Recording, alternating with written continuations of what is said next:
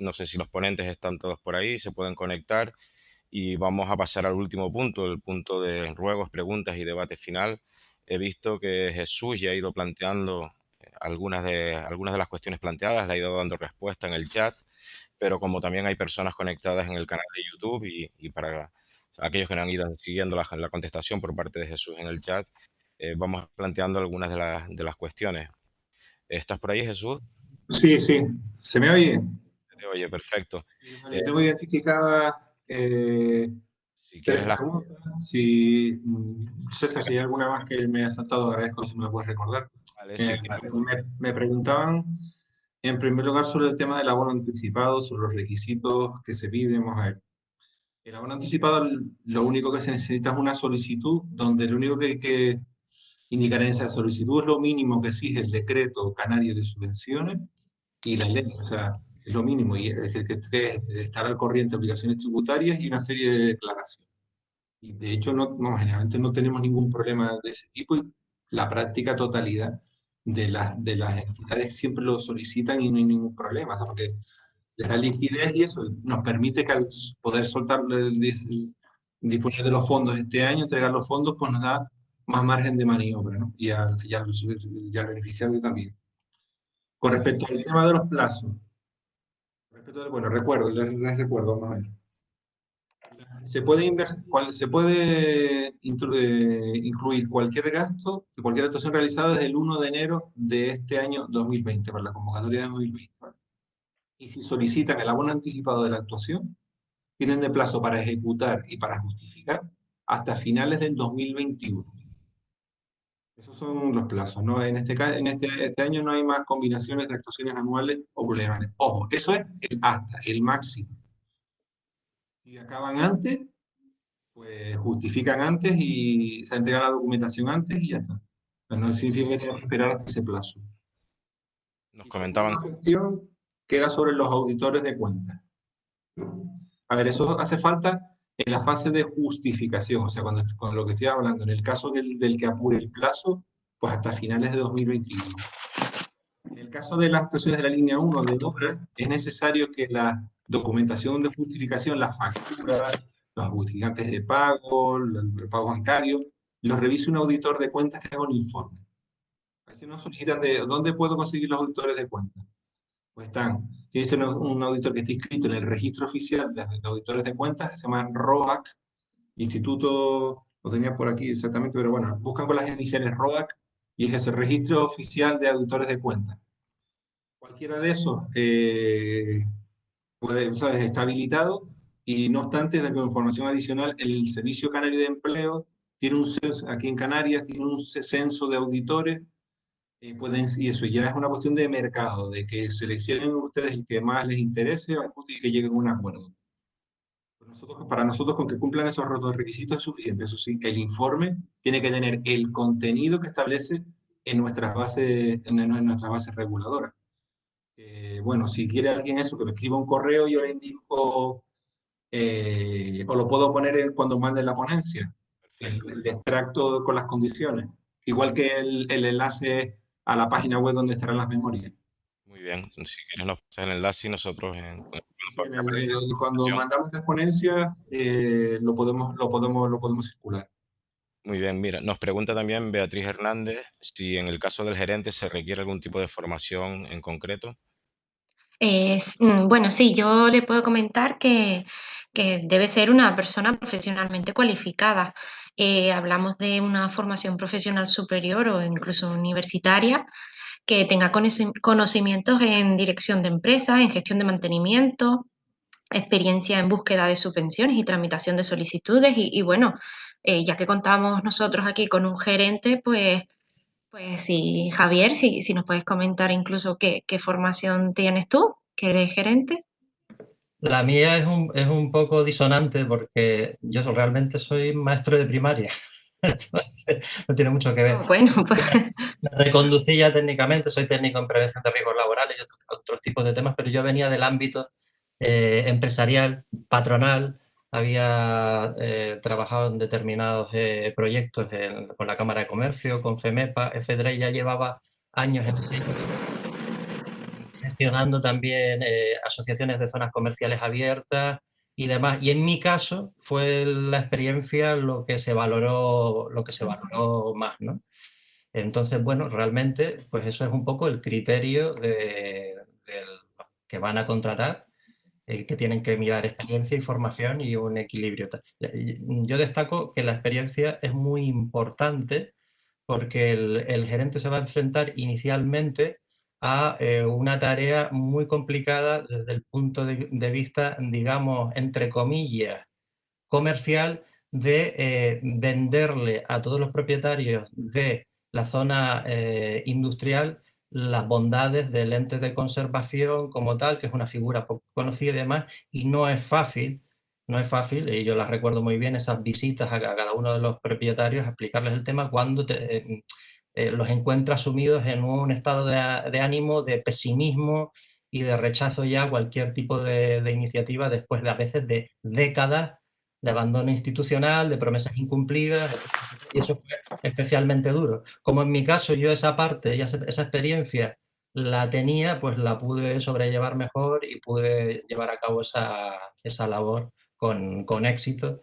que fue lo que determinó que se pudiera poner en marcha el ente, porque si de repente todo el mundo dice que no, por la fuerza en nuestro caso no podía ser, porque tenía que ser de manera voluntaria. Aunque tú una vez creas el ente, ya creas obligación y creas digamos, la vinculación de todos los propietarios de participar y de aportar la correspondiente cuota, no puedes hacerlo a la fuerza. Realmente tiene que haber un convencimiento y una ilusión por el proyecto. Y es muy importante esa palabra, ilusionar a la gente de que realmente va a haber un cambio y que se va a ver revalorizada su propiedad, etcétera, en unos términos que al empresario pues realmente le llegue. O sea que sí es importante un poquito de experiencia para tratar con un perfil que no es fácil, ¿no? Perfecto. No sé si Jesús, si quieres aclarar si desde el punto de vista jurídico o legal existe algún tipo de formación requerida o son recomendaciones, digamos, que yo creo que son lógicas para cualquier entidad gestora, ¿no? Si no, pasamos a la segunda pregunta. ¿Se me escucha? Sí. Sí, sí, César. Pasamos a otra pregunta. Ruperto Díaz nos plantea que si en el caso de subvenciones a inversiones para obras, en muchos casos se presenta un presupuesto, entiendo que en convocatoria de subvención, y posteriormente en la licitación de la obra cambian, en muchos casos se producen bajas o cambia ese presupuesto. Si no sería más conveniente el fijar un porcentaje de subvención sobre el coste de la obra realmente ejecutada. No sé, Jesús, si nos puedes aclarar algo sobre esta cuestión. Entiendo que la justificación de la subvención será sobre la obra ejecutada. Se nos ha ido Jesús. Perdón, ahora sí, disculpe. A ver, ¿Escuchaste el planteamiento? sí, sí, sí, sí. Vamos a ver, es cierto. O sea, de hecho, uno de los planteamientos es una situación que hemos detectado y que, bueno, que me agradezco el recordatorio del planteamiento. O sea, no, eso sucede, a veces hay incluso hasta de bajas temerarias en las adjudicaciones. Y entonces tendremos, gracias por recordárnoslo, para tenerlo en cuenta, a ver si podemos recoger en la modificación de las bases algún tipo de regulación más flexible en ese sentido, o sea, en cuanto a los incumplimientos, porque a veces eso, en este caso, el incumplimiento, o sea, la bajada no depende de la voluntad inicial del licitante o del beneficiario, pero tampoco se puede tramitar como una modificación de la resolución de concesión, porque uno de, de los requisitos que exige el decreto de subvenciones es que no se varía el importe de la subvención, y en este caso eso sí sucede. Vamos a ver de qué manera nos podemos adaptar mejor a la realidad. Muy bien. Nos plantea también Pablo Cosar. ¿Es posible la creación de una entidad de conservación antes de la elaboración de sendos proyectos de compensación y de urbanización para realizar labores de conservación en sectores industriales deteriorados ya en funcionamiento, pero que por diferentes circunstancias no elaboran dichos proyectos? Bueno, yo comentar, no, a ver, la urbanización debería estar finalizada, entregada y recibida para poder proceder a crear la entidad de conservación, porque básicamente la tarea a la que se va a dedicar la entidad de conservación es mantenimiento de las instalaciones de esa zona. Entonces, se debe tener recibida esa urbanización para poder crear luego la entidad de conservación. Muy bien. María Pilar, del Ayuntamiento de Candelaria, Agencia de Desarrollo Local de Candelaria, nos pregunta si hablamos de entes urbanísticos como entidades de gestión o de conservación. ¿Estamos hablando de lo mismo? ¿Cuál es la diferencia, si lo hubiera, con las juntas de compensación? Bueno, pues fundamentalmente las juntas de compensación actúan principalmente en el momento de la ejecución del planeamiento, y su tarea básica es llevar a cabo la distribución del suelo y las obras de urbanización en un suelo determinado. Pero como comenté antes, una vez finaliza el proceso de urbanización, son las entidades de conservación las que se encargan precisamente de eso, de conservar lo ya urbanizado. Esa es la diferencia principal. Muy bien, tenemos una última pregunta. La pregunta nos la hace Víctor para Javier San Pedro. Si la entidad urbanística se encarga del mantenimiento de conservación, residuos, etcétera, del área industrial, ¿hay una disminución o una reversión de los impuestos abonados al ayuntamiento para estos conceptos? Bueno, esta es una pregunta muy común. La respuesta es no. Pero es un no, pero que lleva una explicación. Vamos a ver. No hay ningún impuesto, impuesto como tal, dígase el impuesto de actividades económicas o el impuesto de bienes inmuebles, que realmente tenga como contrapartida directa la prestación de esos servicios. En el caso, por ejemplo, de la recogida de basura, eso está vinculado a una tasa en concreto. Ahí sí hay una vinculación, digamos, de yo abono una tasa para recibir una contrapartida de un servicio, pero en lo que se refiere al impuesto de actividades económicas, lo que se grava es la actividad económica en sí, y en lo que se refiere al impuesto de bienes inmuebles, que yo entiendo que son fundamentalmente los dos impuestos a los que se refiere Víctor, pues lo que se grava es el ser titular de un inmueble.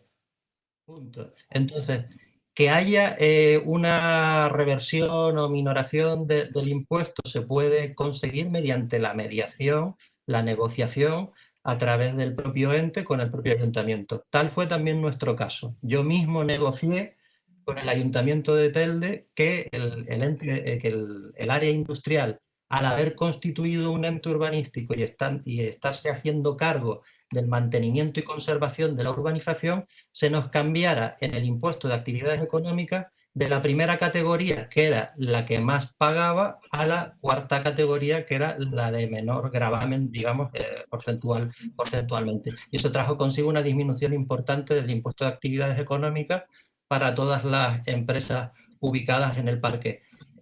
¿Podríamos haber estado en condiciones de negociar tal cosa con el ayuntamiento en una posición, digamos, de fuerza semejante en una situación sin tener creado el ente que el ayuntamiento sabe que representa a todos los propietarios y una organización fuerte y consolidada? Desde luego que no lo habríamos conseguido, porque precisamente lo fundamentamos en eso, en que estábamos llevando a cabo determinados servicios que el ayuntamiento, estábamos de alguna manera exonerando al ayuntamiento de ese gasto, y que por tanto era lógico llevar a cabo esa minoración del impuesto. O sea, sí es posible, pero no de una manera directa y automática, sino que hay que negociar con el ayuntamiento. Las relaciones entre el ente urbanístico y la administración actuante va a ser una realidad y que va a ser diferente en función del municipio en el que estemos. La relación pues varía en función del ayuntamiento con el cual tengamos que relacionarnos. Sí se puede conseguir, pero no es causa-efecto. Muchas gracias, Javier. Nos acaban de hacer una última pregunta, nos la formula Carolina. Eh, Nos plantea si tenemos conocimiento por parte de los ponentes de subvenciones por parte del Estado con el mismo objetivo, y si son compatibles estas subvenciones con las subvenciones del Gobierno de Canarias. No sé si Jesús, si alguno de los ponentes puede darnos explicación sobre este tema. Reindus en concreto plantean si podría ser compatible con Reindus. Reindus está más en la línea de de la convocatoria nuestra de la Dirección General de Pymes Industriales. Estamos hablando de centrarnos en establecimientos industriales concretos, no en áreas industriales. De hecho, esta pregunta salió el otro día en la charla. Que yo conozca, no conozco ninguna línea en ese sentido. No sé si el Estado dice que tenía intenciones algo de empezar a trabajar por alguna reunión que en el ministerio estaba tratando de generar un mapa de áreas industriales, pero que yo conozca, no. El único caso que hay es en el caso de incentivos regionales que se subvencionan los parques tecnológicos privados, pero no es el caso, vaya, no es el caso. Por eso un poco nosotros hemos intentado cubrir este nicho de mercado porque se quedaba ahí una especie de tierra de nadie, ¿no? Le digo, como complemento, en el caso de determinadas islas, concretamente se ha nombrado aquí el caso de Gran Canaria, por parte de entidades locales o de los cabildos concretamente, sí ha habido una política en los últimos 8 años de inversión en la regeneración de los polígonos importante. Muy bien, muchas gracias, Jesús. Nos acaba de entrar otra pregunta, nos hacen desde la Asociación Empresarial del Cebadal, nos la plantean para Javier y para Joely, si en cuanto a la inclusión del ayuntamiento en el ente de conservación, ¿qué recomendaciones podrían dar para la inclusión del ayuntamiento dentro del parque? Del ente Bueno, de Javier, si tú conservación. quieres. O lo repartimos al 50%, tú primero. Bueno, vale, yo empiezo si quieres. Bueno, el ayuntamiento va a formar parte de esta entidad de conservación porque así está estipulado en la normativa que debe formar parte. Y después comentaba que si no es proactivo en su creación, es muy raro que el ayuntamiento no quiera encargar el mantenimiento de esa zona industrial, quitarse esa carga de arriba, por así decirlo, en que lo gestione la propia entidad de conservación. Entendemos que el ayuntamiento ya de por sí quiera encargar el mantenimiento de esa zona en la entidad. Entonces, es raro que se dé esa situación. La verdad, tendríamos que ver las causas de por qué. Y bueno, si quieres contestar tú, Javier, la segunda parte, ¿qué dificultades puede tener? Yo conozco un poco el caso que comenta Eric, que además nos conocemos personalmente. Como muy bien dice Joeli, es un poco antinatura que un ayuntamiento se oponga a la creación de un ente urbanístico porque no está alineado con sus intereses oponerse. Sí es bien cierto que pueden darse situaciones de este tipo excepcionalmente, no es la única que hemos escuchado mencionar en los últimos tiempos, y ahí lo que hay que detectar es ver exactamente qué tipo de conflicto de intereses se está produciendo, por qué el ayuntamiento exactamente está adoptando esa postura, qué le mueve a adoptar esa postura, qué tipo de influencia puede estar actuando ahí, cuál es la situación jurídica del área industrial respecto al ayuntamiento, si está recepcionado efectivamente o no, etcétera, etcétera. O sea que hay que analizar cuál es la raíz del problema para poder abordarla. Si no es proactivo el ayuntamiento, evidentemente es muy complicado porque quien tiene que aprobar en primera instancia los estatutos del ente urbanístico es el ayuntamiento. Es imposible aprobar los estatutos si no es por parte del ayuntamiento de Telde, que sería nuestro caso, o del Ayuntamiento de Las Palmas de Gran Canaria, que sería el caso del Cebadal, ¿no? Eso no hay manera de hacer un bypass ahí, tiene que ser así, y lo que hay que hacer es sentarse e intentar hacerle ver al ayuntamiento que es el primer interesado en realidad en este sentido, ¿no? Muy bien, muchas gracias. Nos está entrando otra pregunta para Javier y para Joely también. Las entidades urbanísticas de conservación están vinculadas a sectores de urbanización de gestión urbanística privada, donde la conservación corresponde a la Junta de Compensación. ¿Cómo se puede implantar una entidad urbanística de conservación en un sector de suelo urbanizable gestionado por un sistema público, donde la recepción de la obra corresponde al mantenimiento a la administración municipal? Si tenemos el sistema de gestión público y no podemos constituir, ¿es necesaria la unidad entre propietarios? Bueno, yo aquí tengo un poco de duda. Estoy leyendo la pregunta bien. Bueno, es que como comenté antes, la Junta de Compensación es la que va a actuar durante la urbanización, las obras y demás. Una vez que se recepcione la zona industrial, la Junta de Compensación dejaría de existir. Normalmente cambiaría de figura. No sé, Javier, si tú puedes aportar algo más. Este caso al que hace mención Salvador Guerra, el caso más parecido que podemos tener de referencia cerca es Arinaga, ¿vale? Entonces, en principio, desde luego, más cercano que el nuestro, que no fue un tema de promoción pública y ni siquiera tuvimos una junta de compensación. Nosotros pasamos directamente a la entidad de conservación. Por lo cual, yo le recomendaría que se pusiera en contacto con los compañeros de Arinaga, que puede que le puedan aclarar esa situación, ¿no? Porque veo que hay un paralelismo en ese sentido, porque creo que ellos tuvieron una junta de compensación y después pasaron a la siguiente figura, que es la entidad de mantenimiento y conservación, que también es una entidad urbanística. Ambas son entidades urbanísticas, pero son diferentes momentos, digamos, del proceso. Y el último sería la recepción parte de la administración pública, efectivamente.